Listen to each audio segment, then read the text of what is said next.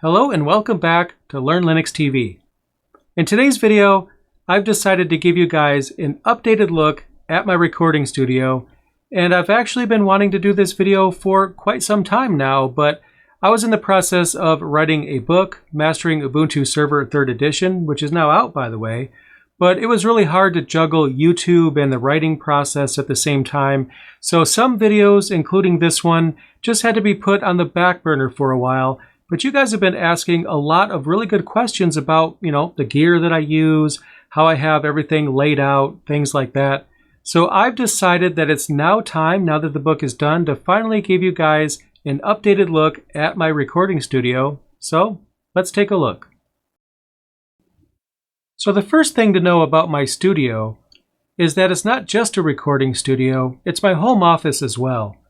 Now I know that probably goes without saying, but, I use it for two different purposes. I use it for recording videos, obviously, and pretty much any other work that I do as well. So it was important to me that this become my Zen place.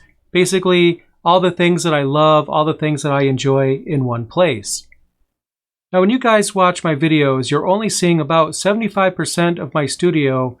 There's a whole another section that you're not seeing, because for those of you that don't already know, other than Linux, my other favorite hobby is retro gaming, and I have quite a collection. So it's important to me that while I'm waiting for things to load on my computers, for example, or maybe I'm waiting for a video to render, that I have something else to do, and well, video games seem like an obvious fit. So I have an entire entertainment center set up with all kinds of video game consoles ranging from the 80s all the way to current. So in this room, I'm never bored. There's always something to do. And again, if I'm waiting for something to load on the computer, I don't want to just stare at a progress bar. I'll go play some video games. Although it's a bit disorganized, I even have a display case with some of my favorite items of my collection. Although it's not nearly complete because I have a bunch of video game systems. I've actually lost count. I think like 30 game consoles in my collection and about 800 games or something like that. It's a massive collection, but the downside is I can't really display everything because that would take a room in and of itself, and I don't have another free room in this house to act as my game room. But anyway, the main rule of thumb is that I wanted this to be my Zen place. Now I know not all of you guys care about video games, so I won't talk any more about that. So let's change course and talk about my actual working area. Now, first and foremost, I have this awesome desk. It's a U-shaped desk. That was really important to me because I want to have a side of the desk that's facing you guys when I create videos, and then also some room for other things like my server rack, for example. My main ultra-wide display is at the center of my desk, so you guys aren't seeing the entirety of the display because it's so darn long. But I wanted to have something super wide, especially when I'm editing video. It just makes it a lot easier. But another thing too is that I didn't want any cables to be visible as much as possible. Now, I do still have cables left to hide that are all over the place, like you'll see in a moment. It's a work in progress. But I started with the monitor and hiding cables, and I ran all of the monitor cables actually through the walls, which is awesome. And then I'm also going to hide any other cables that are visible as well as time goes on. As for my daily driver, I'm still using the System76 Thelio desktop that I reviewed some time ago. That desktop was awarded to me as part of the Superfan event from System76, and it was amazing of them to give me a desktop, as they did with all the other people that also attended the event. It was a lot of fun, and the desktop has been great. But I've actually upgraded the Thelio from its original configuration. For example, I've actually upgraded the CPU to an AMD 3950X, which is just great. And then I also put a GPU in it as well. I had an AMD, I think it's an RX 580 lying around, and I decided to put it in the case. It works great. And yes, I know that's a bit outdated by today's standards, but it works fine for me. Now, if you were to ask me any other time what my daily driver was, I would almost certainly answer with some model of laptop because historically, laptops have been my daily drivers. Nowadays, though, we're in a pandemic and I find myself home a lot more often, so I'm less mobile than I used to be, and as a result of that, I find myself using my Thelio desktop a lot more often. Now that being said, in almost every video I record, you see at least one laptop in front of me, and those are not props. I'm actually using the laptop that's in front of me. I might have my show notes on the screen, or if I'm reviewing something like a distribution, I'll actually be running that distribution on that laptop. So I'm actually using that. But even when I'm not recording a video, I will quite frequently have some work going on my desktop, and then some things going on my laptops as well. And basically having multiple computers helps me multitask. It's not that I require multiple computers for my workload. It's just that if I have more than one computer, why not put them to use? Now the elephant in the room, so to speak, is the server rack that's behind me in every video. That's my actual server rack. All of my local infrastructure is right there behind me. Now I've done some videos that are dedicated to my server rack to tell you guys what I'm running there, so I'm not going to go into too much detail there. You can check out my How to Homelab series if you're curious about that. But behind me in that rack is my TrueNAS storage unit, my Proxmox virtualization host, a UniFi switch, a UPS, and the glowing fans that you see are actually Raspberry Pi cluster cases. Each one has 4 Raspberry Pis, so behind me are 8 total Raspberry Pis that do various things. So let's talk about gear, in no particular order. Now first of all, my keyboard of choice, at least right now, is the DOS Keyboard 4, which I love. It's great. It's a wired mechanical keyboard. It's using MX Brown switches, and I've even replaced the keycaps with PBT keycaps for added durability. Now the reason why I say that this is my keyboard right now is because you may have heard of the term distro hopper, someone who changes distributions quite frequently. I don't really do that anymore, but I am somewhat of a keyboard hopper, and after using a keyboard for a while, I just feel the need to use something different. That's why you might have noticed in my videos, the keyboard that I'm using, if you can see it well, has changed over time, and I kind of move between keyboards. That being said, the DOS keyboard is my current favorite. I love it a lot. And then I'm using the MX Master mouse from Logitech, which is great. I have a soundbar underneath my screen, as you can see here, but I'm going to be changing the soundbar pretty soon. I don't actually recommend this particular soundbar. It's fine, but I'm not an audiophile or an expert or anything like that, and this one has a bit of an audio delay that I won't get into. But, you know, when you're dealing with Bluetooth, that's kind of something that happens. When it comes to my ultra-wide display, it's a Samsung CRG49, I believe. I'll have links in the description below for the gear that I have. And I would love to recommend this monitor to you guys. It's awesome. I just love this a lot.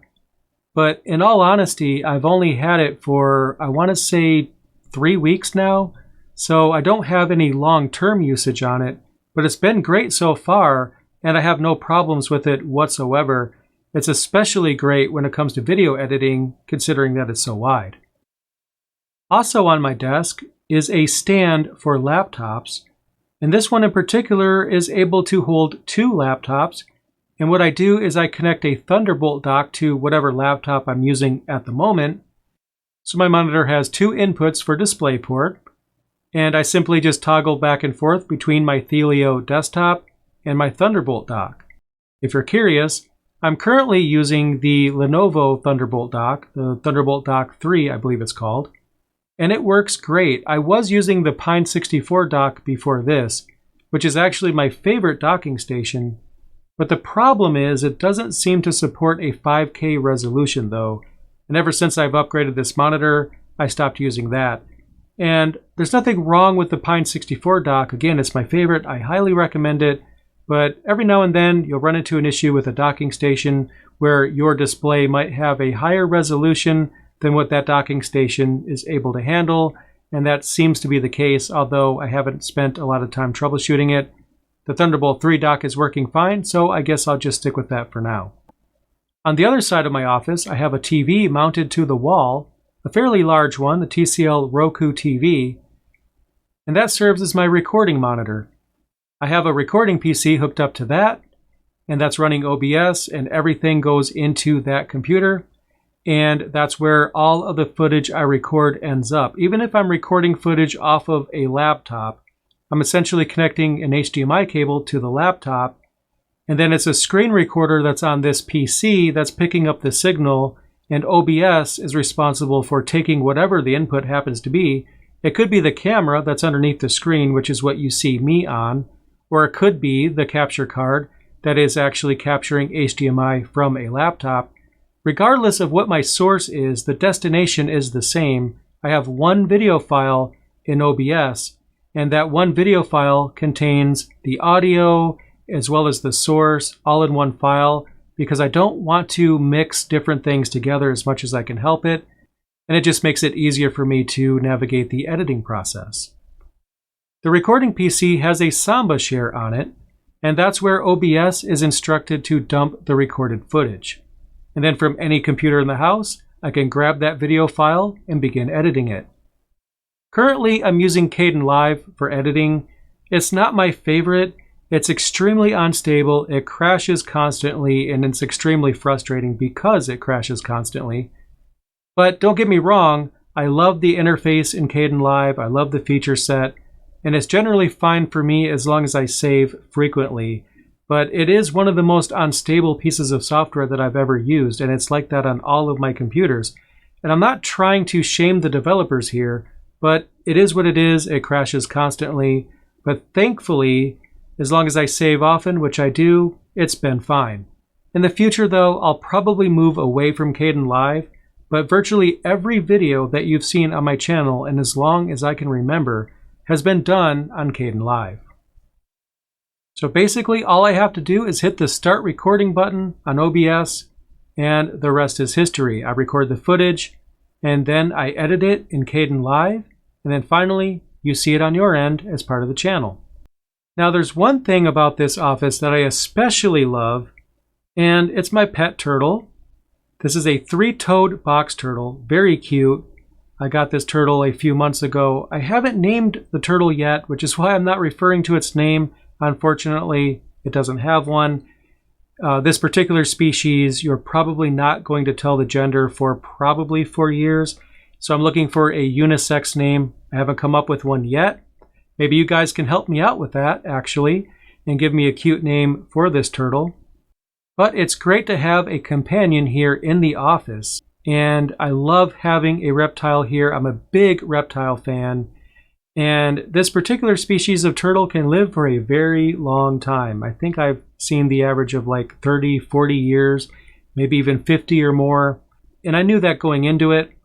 And a box turtle is a kind of demanding species to take care of, but a lot of fun and very smart. And it's going to be fun watching this turtle grow as the years go on. I think that's awesome. And who knows, maybe this particular reptile will become a regular guest on the channel. That would be awesome. So there you go. My home office is my Zen place. I love working in here. It's great. And I hope this has answered some of the questions that you guys have had about the stuff that I use, how I have everything laid out.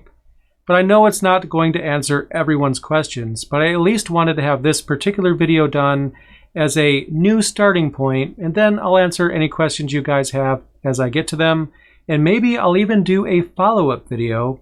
That would be pretty cool. For now, I have some awesome content coming. I can't wait to show you guys, so definitely subscribe to my channel, and I'll see you in the next video. Thanks for watching.